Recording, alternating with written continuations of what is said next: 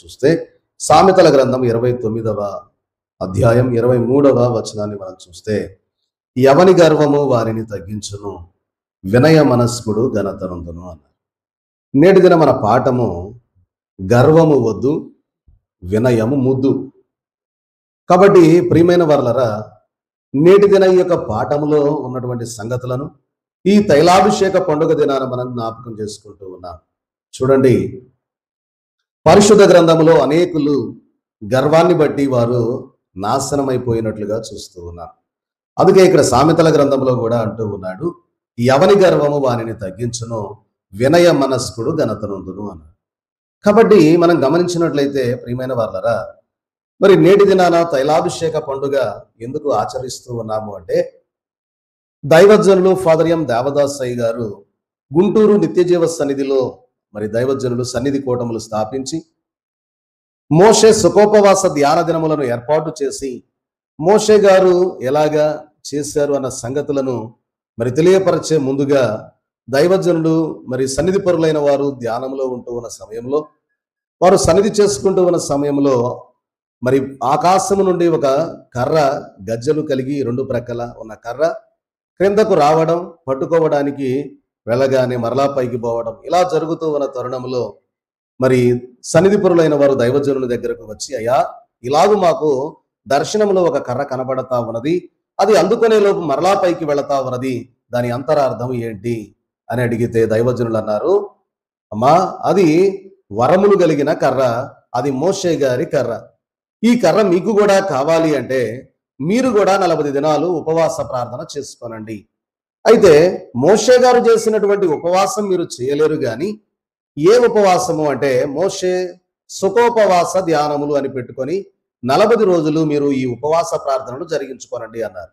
అలాగూ జరిగిస్తూ ఉన్నటువంటి తరుణంలో ప్రియమైన వారలారా, 40 రోజులు అయిపోయిన తరువాత మరి దైవజనుల దగ్గరకు వచ్చి, అయ్యా, మరి 40 రోజులు అయిపోయాయి కదా, మమ్మల్ని ఏం చేయమంటారు అని అడిగితే, అది మీరు ప్రభువునే అడిగి తెలుసుకోనండి ఈ సన్నిధిలో అన్నారు. ఆ సమయంలో దైవజనులు చెప్పిన మాటను బట్టి సన్నిధి పరులైన వారు వెళ్ళి సన్నిధిలో కూర్చొని, అయ్యా, ఈ 40 రోజులు ముగించబడి ఉన్నవి కదా, ఇప్పుడు మమ్మల్ని ఏం చేయమంటారు అంటే, దేవుడు తెలియజేసిన మాట, మీకు ఇంత గొప్ప భాగ్యమును అనుగ్రహింపజేసినటువంటి మీ యొక్క గురువు గారికి, మీకు ఈ యొక్క ఉపవాసములను గురించి తెలియజేసినటువంటి మీ యొక్క గురువు గారిని అభిషేకించండి అని దేవుడు స్వయంగా దర్శనములో మాట్లాడినట్లుగా తెలియపరుస్తూ ఉన్నాం. కాబట్టి ఇలాగూ చేసినటువంటి తరుణములో ప్రియమైన వారలారా, అప్పుడు దైవజనుల దగ్గరకు వచ్చి వారు చెప్పిన మాట, యా, మరి మీకు ఎవరైతే ఈ విద్య నేర్పారో వారిని అభిషేకించండి అని తెలియజేశారయ్యా అని అంటే, దేనితో అభిషేకించమన్నారు అని కూడా ప్రభువుని అడిగి తెలుసుకోనండి అన్నారు. అప్పుడు ప్రభువు తెలియజేసిన మాట, తైలముతో మరి దైవజనుని అభిషేకించమని దేవుడు తెలియజేయగా, మరలా ఆ మాట దైవజనునికి తెలియజేస్తే, మరి ఎలా అభిషేకం చేయాలయ్యా అని దైవజనుని అడిగారు.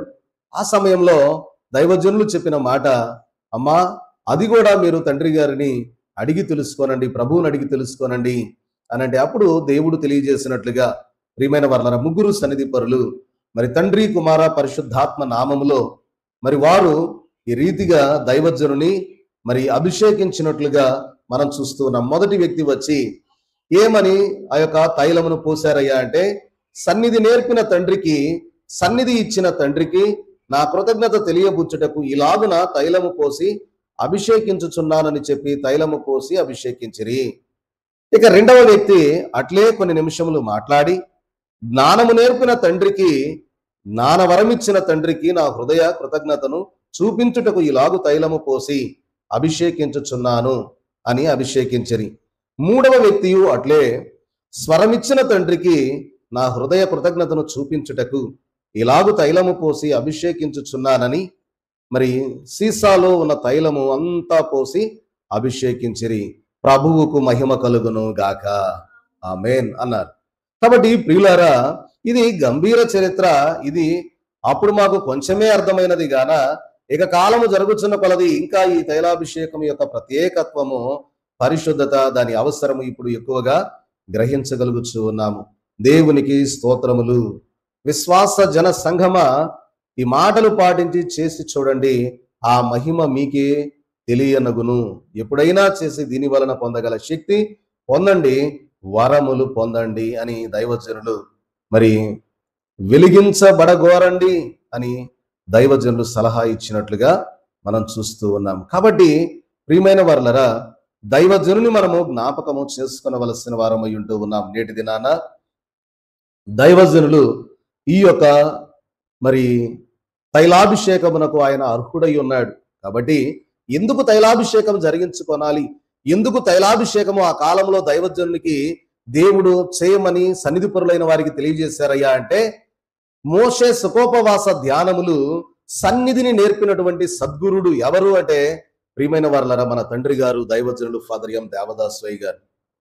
అందుకే దైవజనులు మరి భక్తులు రాసినటువంటి పాటల్లో కూడా, బైబిలు మిషనో నాయకుడు, Calvary నాదుని ప్రియసుతుడు, father Devadasu.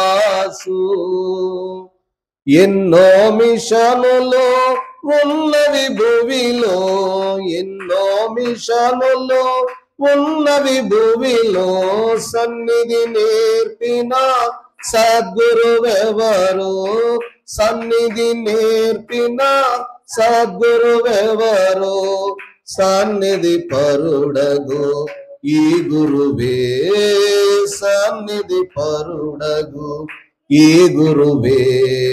Bible machine నాయకుడు, కల్వరి నాదుని ప్రియసుతుడు, ఫాదరు దేవదాసు. కాబట్టి ప్రియమైన వారలారా, మరి సన్నిధి నేర్పినటువంటి సద్గురుడు ఎవరయ్యా అంటే, ఆయన మన తండ్రి గారు ఫాదర్ ఎం దేవదాసయ్య గారు. కాబట్టి ఈ యొక్క మరి జూలై 1వ తారీఖు నుండి ప్రారంభించబడిన ఈ ఉపవాసములు ఆగస్టు 9వ తారీఖుకు 40 దినములు పూర్తి కాగా, మరి ఆ యొక్క 9వ తారీఖున ఆ కూటము ముగించి 10వ తారీఖున ఏమి చేయాలన్న సంగతులు ప్రభువుని అడిగి తెలుసుకొని 10వ తారీఖున తండ్రి గారికి మరి తైలముతో అభిషేకం జరిగినట్లుగా చూస్తూ ఉన్నాం. కాబట్టి ఆ తైలాభిషేకమును మనం జ్ఞాపకం చేసుకొని, మనకు ఇంత గొప్ప భాగ్యాన్ని ఇచ్చినటువంటి మన తండ్రి గారిని మనం గౌరవిస్తూ, ఈ యొక్క తైలాభిషేకమును గూర్చినటువంటి సంగతులు మనం జ్ఞాపకం చేసుకొని, మోషే సుకోపవాస ధ్యాన దినములను మనము ఆచరిస్తూ, సన్నిధిని నేర్చుకుంటూ, సన్నిధిలో మనం ఉంటూ, సన్నిధిని గూర్చినటువంటి సంగతులు అనేకులకు తెలియపరచడమే ఈ యొక్క మోషే సుకోపవాస ధ్యాన దినములు, అలాగునే తైలాభిషేక పండుగ యొక్క ప్రాముఖ్యత అయి ఉంటూ ఉన్నది. కాబట్టి దైవజనుని గూర్చి మనము తెలుసుకొనవలసినటువంటి సంగతులు అనేకములు ఉంటూ ఉన్నవి. అయితే ప్రియమైన వారలారా, ఇంత గొప్ప ధన్యత మరి దేవుడు ఇచ్చినా కూడా దైవజనులో ఏ గర్వము గాని, అహంకారము గాని, అసూయ గాని, ద్వేషము గాని, అనురాగ రాహిత్యం గాని ఎక్కడా కూడా ప్రియమైన వారలారా మరి దైవజనుల్లో కనబడదు. కల్మషం అనేది కనబడదు. కాబట్టి పరిశుద్ధముగా ఉన్నటువంటి తండ్రి గారు ప్రియమైన వారలారా మనం చూస్తూ ఉన్నాం. కాబట్టే మరి దైవజనులు ఫాదర్ ఎం దేవదాసయ్య గారు మరి దేవునికి ఇష్టమైన వారిగా ఉన్నారు. అందుకనే గర్వము వద్దు, వినయము ముద్దు. కాబట్టి దైవజనులు దేవునికి ముద్దు వచ్చారు అని ప్రియమైన వారలారా భక్తులైన వారు తెలియజేస్తున్నటువంటి మాట. కాబట్టే నిజంగా మరి దైవజనులు ముద్దు వచ్చారు కాబట్టే దైవజనుని మీద దేవుడు ఒక పద్యాన్ని వ్రాసి వినిపించినట్లుగా ప్రియమైన వారలారా సన్నిధిలో ఉన్న వారికి తెలియపరిచిన పద్యం. మరి దేవుడు మరి దైవజనుని మీద అంత అమితమైనటువంటి ప్రేమ, అభిమానం, నమ్మకము లేకపోతే ఆ పద్యము మరి దేవుడు తండ్రి గారి మీద వ్రాసి ఉండేవారు కాదు. దైవజనులు వ్రాసినటువంటి మరి దైవజనుని మీద మరి దేవుడే స్వయముగా వ్రాసినటువంటి పద్యాన్ని మనం చూస్తే ప్రియమైన వారలారా మరి దైవజనులు మరి తండ్రి గారు మీద దేవుడు వ్రాసినటువంటి పద్యమును ఒక పర్యాయం మనం పాడుకొని మరి ఈ యొక్క కార్యక్రమంలో ముందుకు వెళదామని మీకు తెలియజేస్తూ ఉన్నాను.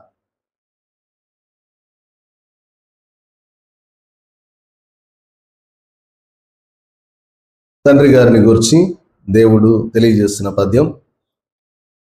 తల్లిదండ్రులకు నీవు తగిన పుత్రుండవు, అందుచే ఐశ్వర్యమభి నీకు,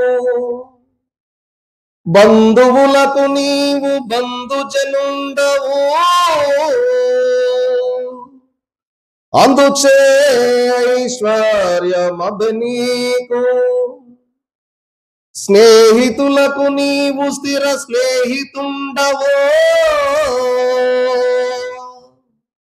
అందుచే ఐశ్వర్యమభి నీకు, అధికారులకు నీవు అణగిన వాడవో. అందుచే ఐశ్వర్యమభి నీకు, అన్ని మంచి విషయములందాస నీకు, అన్ని మంచి విషయములందాస నీకు,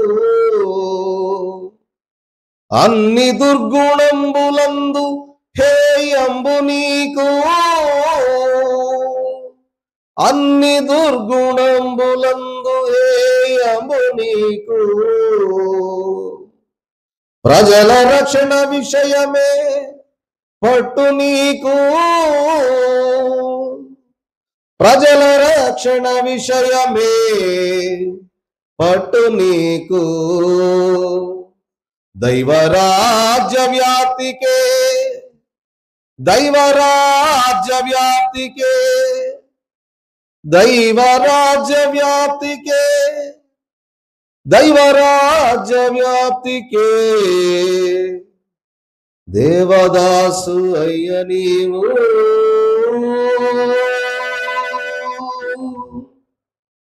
కాబట్టి తల్లిదండ్రులకు నీవు తగిన పుత్రుండవు, అందుచే ఐశ్వర్యం అబ్బిందయ్యా. బంధువులకు నీవు బంధుజనుండవు గనక అందుచే నీకు ఐశ్వర్యం అబ్బింది. స్నేహితులకు నీవు స్థిరమైన స్నేహితుడవు, అందుచే నీకు ఐశ్వర్యం అబ్బింది. అలాగనే అధికారులకు నీవు అణగిన వాడవు, అందుచే నీకు ఐశ్వర్యం అబ్బింది. అన్ని మంచి విషయములందు నీకు ఆశ ఉన్నది, అన్ని దుర్గుణంబులందు నీకు హేయంబు.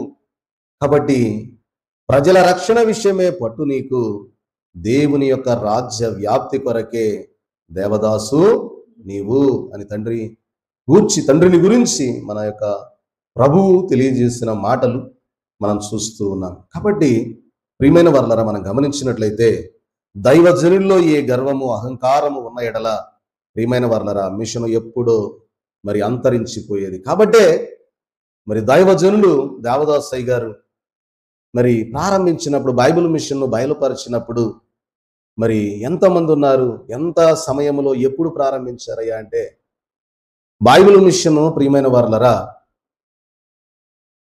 మరి నిండు వృద్ధాప్యంలో దైవజనునికి దేవుడు తెలియచేయడం, ఆ సమయంలో అయ్యా నేను వృద్ధుణ్ణి కదా, మరి ఎలాగా ఈ మిషన్ నేను నడిపించగలుగుతాను అంటే, ఈ మిషన్కు నాయకుడు ఎవరు అంటే దేవుడే. కాబట్టి ప్రియమైన వర్లరా ఈ మిషన్ నాయకుడు దేవుడే గనక దేవుడే నడిపించుకుంటాడు. కాబట్టి అందుకే దైవజనులు కూడా ఒక కీర్తనలో, నీవే స్థాపించితివి నీవే పోషించితివి, నీవే స్థాపించితివి నీవే ప్రబలపరుస్తావయ్యా అని తండ్రి గారు వ్రాసినటువంటి పాట ప్రియమైన వర్లరా ఆ కాలంలో దైవజనునికి తెలియజేసినటువంటి ఈ యొక్క బైబిల్ మిషను ప్రియమైన వర్లరా సన్నిధిలో దేవుడు బైబిల్ మిషన్ను బయలుపరచి చూపించినటువంటి బైబిల్ మిషన్ను దేవుడే వృద్ధి చేసి ఇలాగూ లక్షలాది మంది ఇందులో సభ్యులుగా అయ్యారు అంటే దైవజనుల్లో ఎటువంటి కళంకము లేదు గనకనే ప్రియమైన వర్లరా ఈ యొక్క మిషన్ను దేవుడు వృద్ధిపరుస్తూ ముందుకు నడిపించుకుంటూ ఇంతవరకు తీసుకొని వచ్చారు. అందును బట్టి దేవునికే మహిమ కలుగును గాక. ఆమేన్.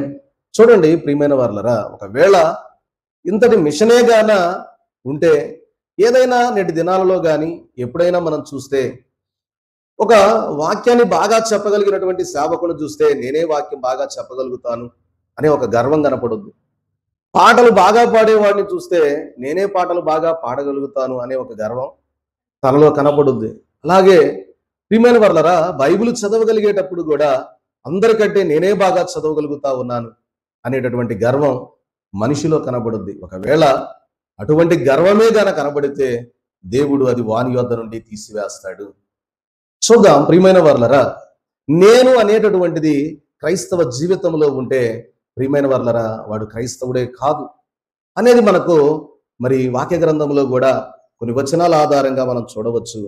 అయితే మరి ఒక భక్తులు తెలియజేసినట్లుగా నేను అంటే ఇంగ్లీష్లో ఐ అనే అక్షరం, ఆ అక్షరాన్ని ఏంటి అంటే తన గర్వము అణచబడాలి అంటే ఒక సుత్తి తీసుకొని దాన్ని కాల్చి కొట్టినప్పుడు ఆ ఐ అంటే నేను అనే అక్షరం అట వంగిపోయి చివరికి అది ఎలా అయిపోద్ది అంటే సి లాగా మారిపోద్ది. సి అనగా క్రిస్టియన్, క్రైస్తవుడు, దేవునికి మహిమ కలుగును గాక. కాబట్టి అలాగూ మారడము ద్వారా దేవుని నామానికి మహిమ. ప్రియమైన వర్లరా, సామెతల గ్రంథంలో చాలా వాక్యాలు గర్వమును గురించి వ్రాయబడ్డాయి.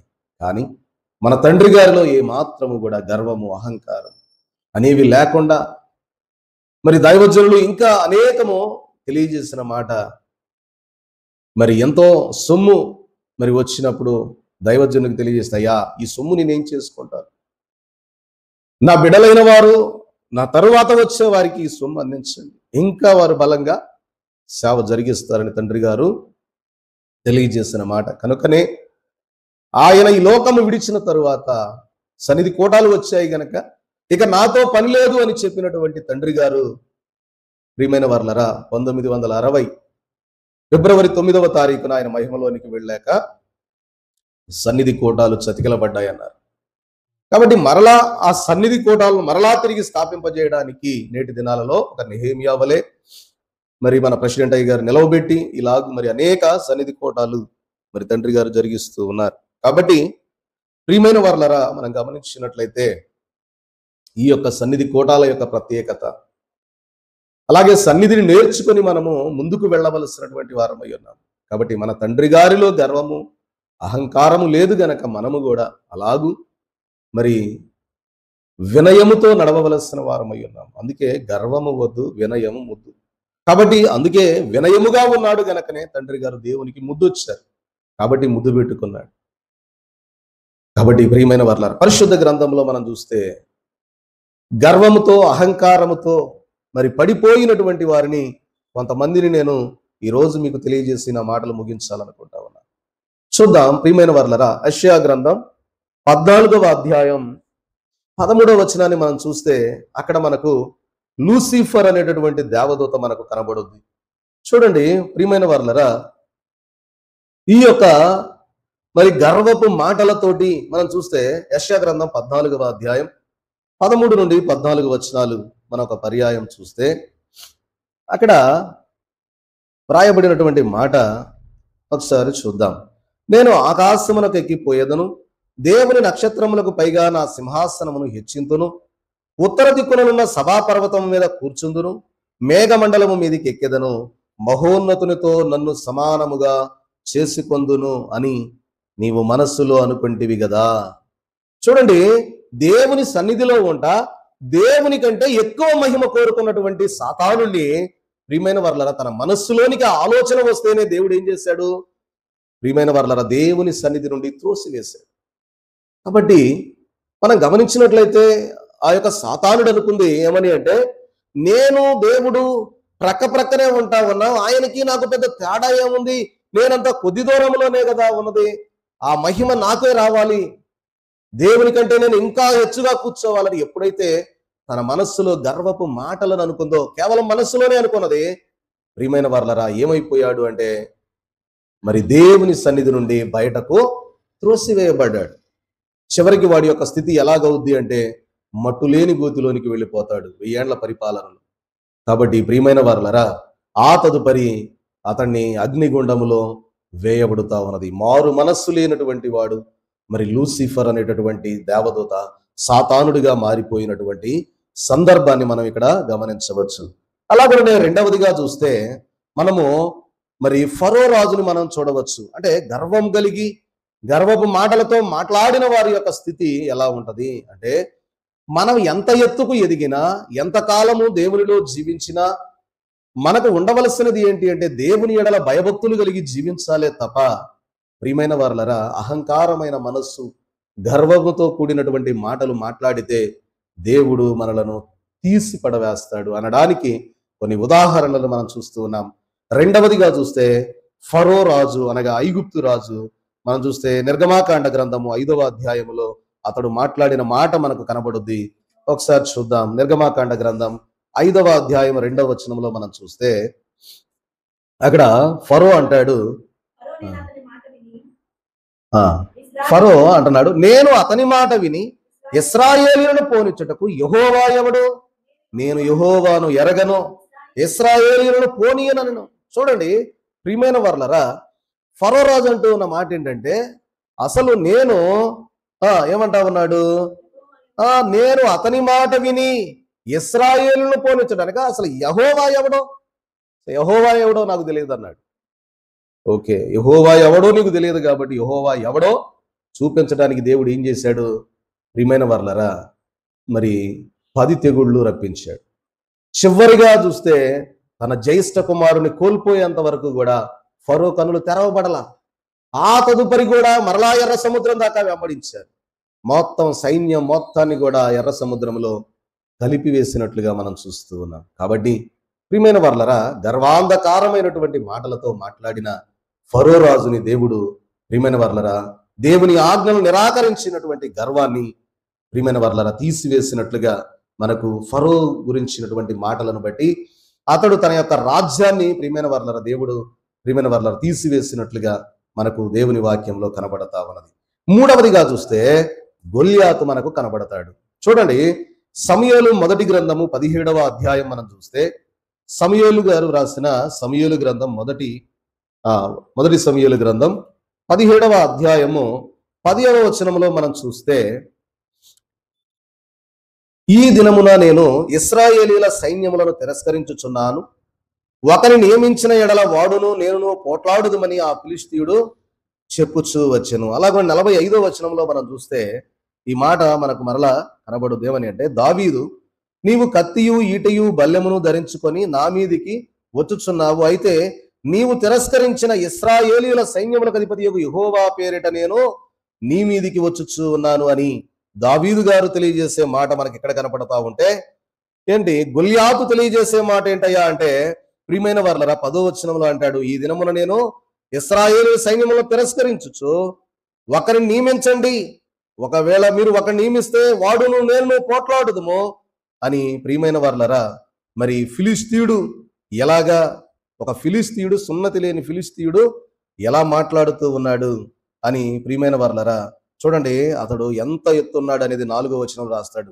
గాతు వాడైన గొల్యాతు అను శూరుడు ఒకడు ఫిలిష్తీయుల దండులో నుండి బయలుదేరుచుండెను, అతడు 6 మూరల జానడు ఎత్తు మనిషి, అతని తల మీద రాగి శిరస్త్రాణం ఉండెను. కాబట్టి ఇలాగ చూస్తే వాడు పలుకుతూ ఉన్నటువంటి మాట, ప్రియమైన వర్లరా, మీ పక్షమున ఒకరిని ఏర్పరచుకొని అతడు నా యొద్దకు పంపుడి, అతడు నాతో పోట్లాడి నన్ను చంపగలిగిన ఎడల మేము మీకు దాసులు మగుదుము, నేను అతను జయించి చంపిన ఎడల మీరు మాకు దాసులై మాకు దాస్యము చేయుదురు అని గర్వపు మాటలు మాట్లాడుతా ఉన్నాడు.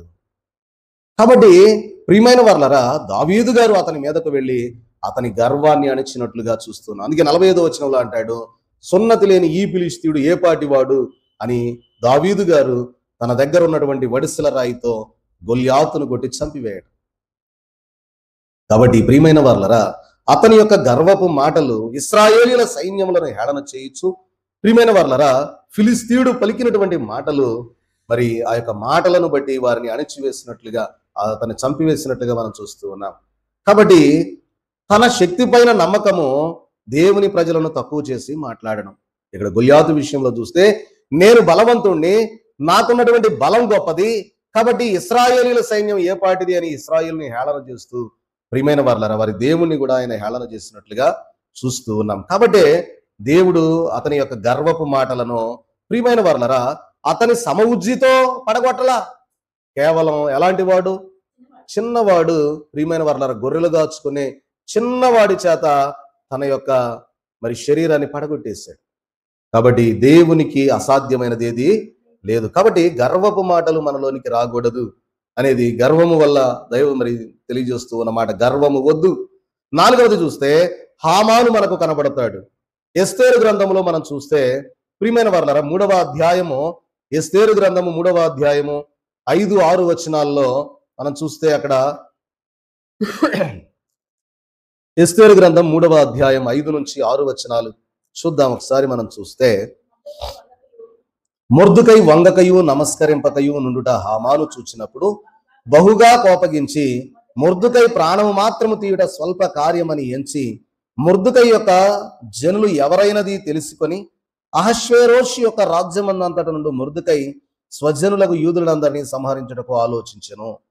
కాబట్టి ప్రియమైన వారలరా, ఇక్కడ మనకు కనబడే వ్యక్తులలో ఈ ఎస్తేరు గ్రంథంలో ప్రాముఖ్యంగా కనపడేవారు ప్రియమైన వారలరా నలుగురు వ్యక్తులు మనకు కనబడతారు. ఒకటి అహశ్వేరోషు రాజు, అలాగనే ఎస్తేరు గారు, అలాగనే అహశ్వేరోషు యొక్క భార్య, మొదటి భార్య వస్తి, అలాగనే ఇక్కడ ముఖ్యంగా ఈ రోజు మన పాఠంలో హామాను, అలాగనే మొర్దుకై, వీరిద్దరి యొక్క సంగతి మనము ఆలోచన చేస్తే ఎందుకు హామాను ఈ యొక్క నిర్ణయం తీసుకున్నాడు అంటే, హామానుకున్నటువంటి విధానం ఏంటి అంటే ప్రియమైన వర్లరా, హామానుని అహశ్వేరోషు రాజు తనకు ముఖ్యమైనటువంటి వాడిగా నియమించాడు, అధిపతిగా నియమించాడు.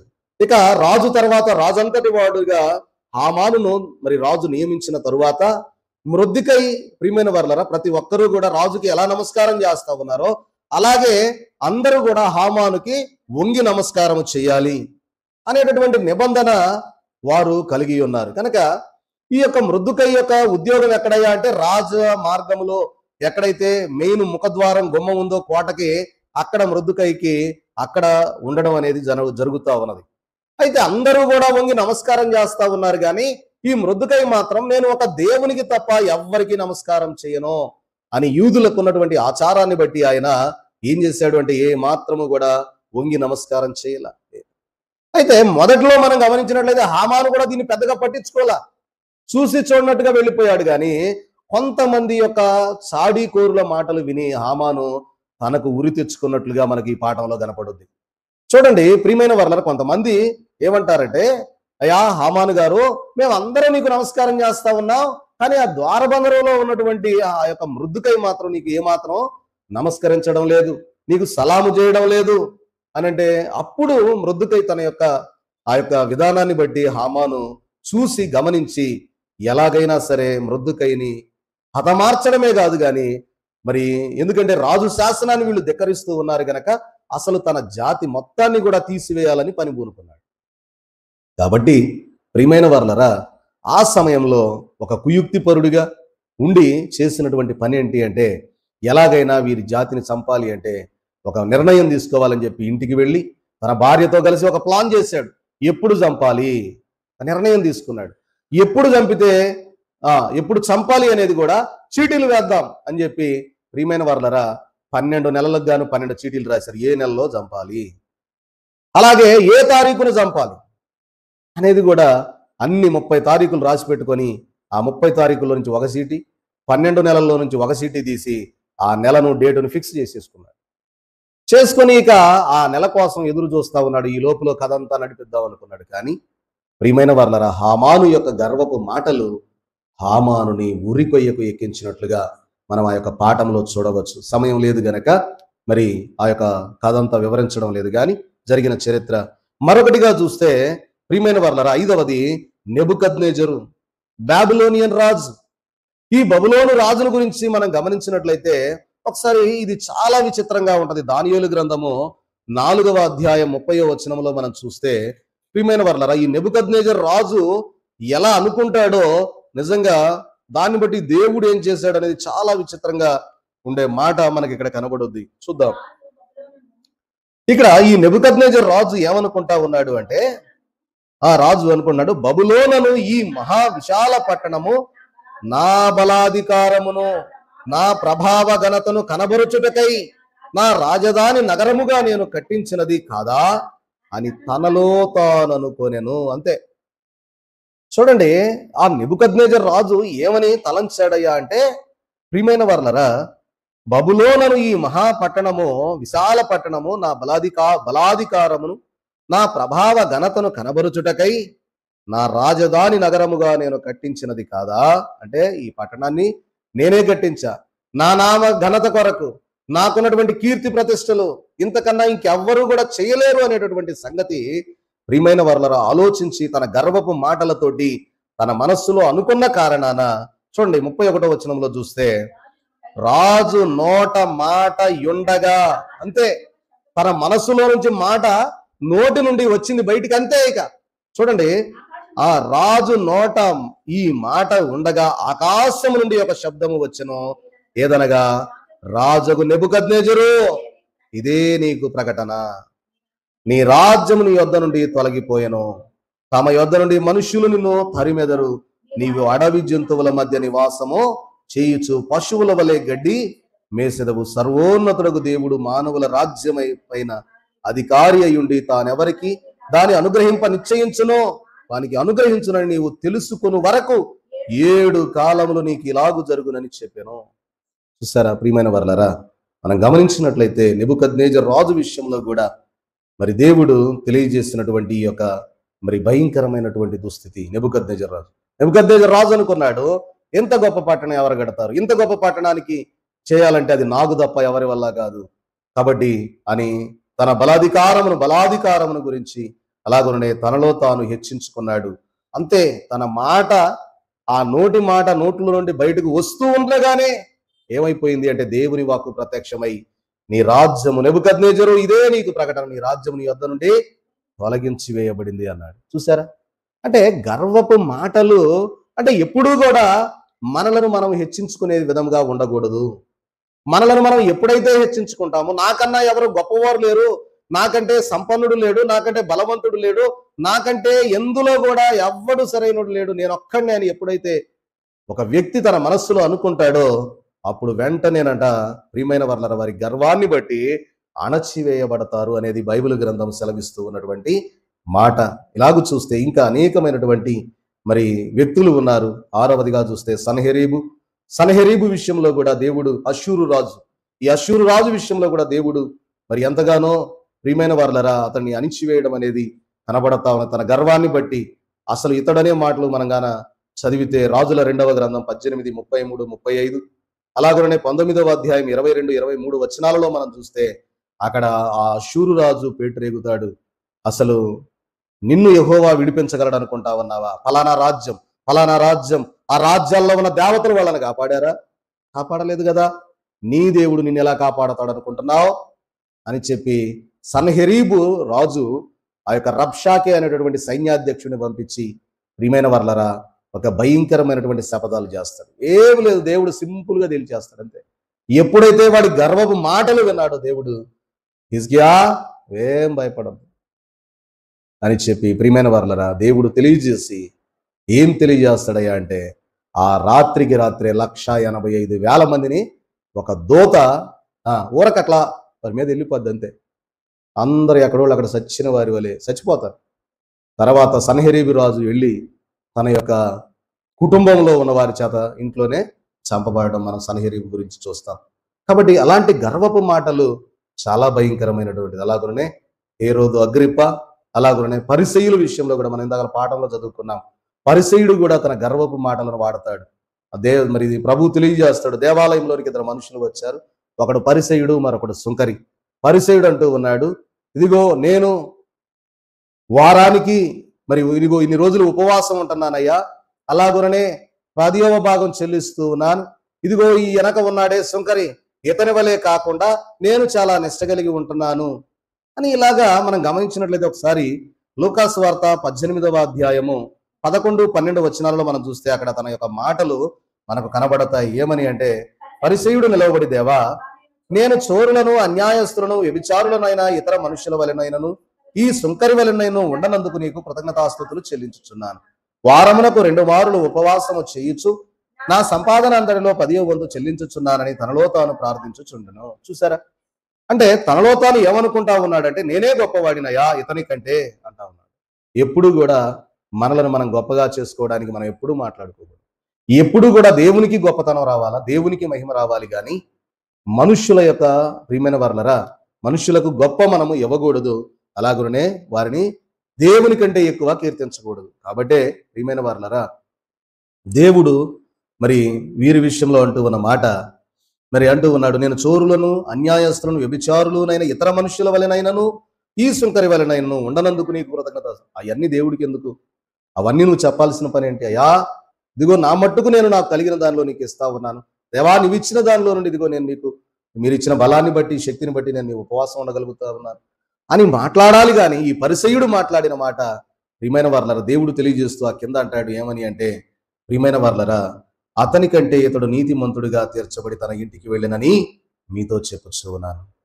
కాబట్టి జాగ్రత్త కలిగి ఉండాలి. అందుకే దైవజనులు ఫాదర్ ఎం దేవదాసయ్య గారు ఇంత గొప్ప మిషనకు నాయకుడై ఉండి, ప్రియమైన వారలారా, దేవునితో అనునిత్యము సన్నిధిలో దేవునితో మాట్లాడగలిగే అంతస్తు కలిగి ఉండి, దేవునితో ముఖాముఖిగా చూడగలిగే అనుభవము ఆ కాలంలో మోషే గారు చేశారు.